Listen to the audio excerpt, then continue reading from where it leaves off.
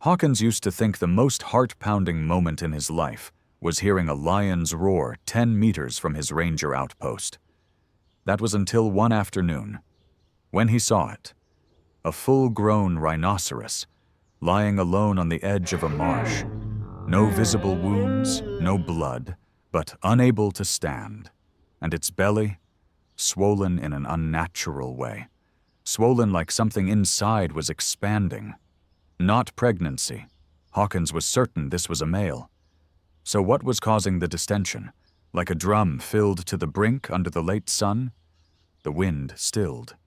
The marsh was thick with the stench of bird droppings, algae, and something acrid, something that smelled like death.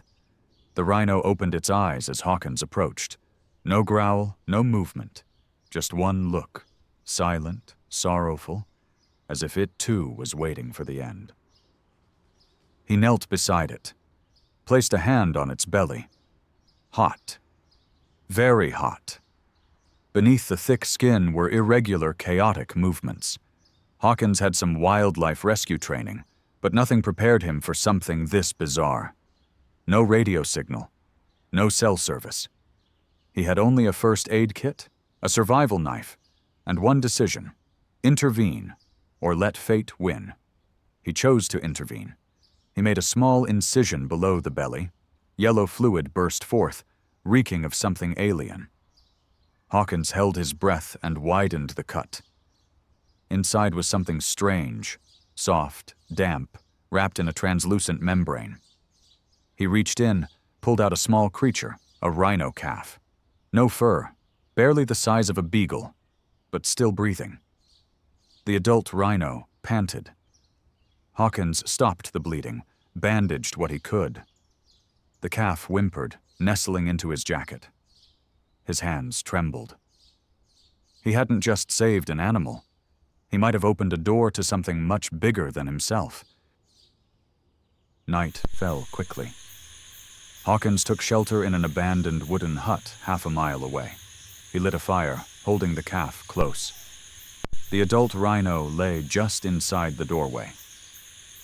At midnight, footsteps, not animal, too light, too deliberate. Hawkins froze.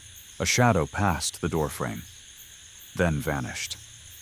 No voice, no flashlight, just silence, sharp as a blade.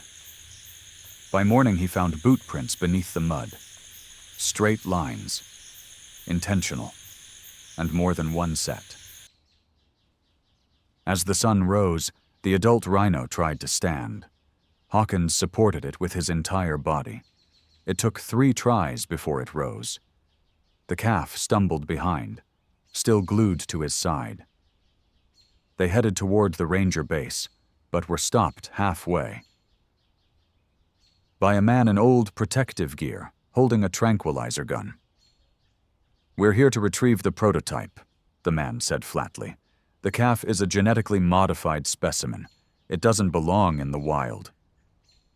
Hawkins stood in front of them. "It belongs in the wild if it knows how to love, and it does." The man froze. He raised his gun, but the adult rhino stepped forward, towering and calm. It didn't charge, didn't snarl, just stared. Like a mountain, the man didn't shoot. He backed away, then disappeared into the trees.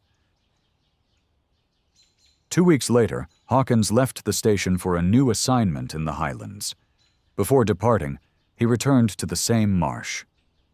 The adult rhino wasn't there, but on a grassy hilltop in the distance, he saw 3 shadows: the adult, the calf, and a third, newborn, tiny as a fist, learning to stand on ancestral ground. Hawkins didn't call out, didn't approach. He just stood there, chosen to witness the rebirth of a species no one believed could exist. In his hand, he still held the photo he'd taken of the calf that first day. Muddy, soaked, but eyes gleaming like stars newly born. Thank you so much for watching till the end. Every view, every like, and every subscriber means the world to me and keeps this journey going. If this video brought you value or inspiration, don't forget to hit that subscribe button and turn on the notification bell so you never miss a future video. See you in the next one.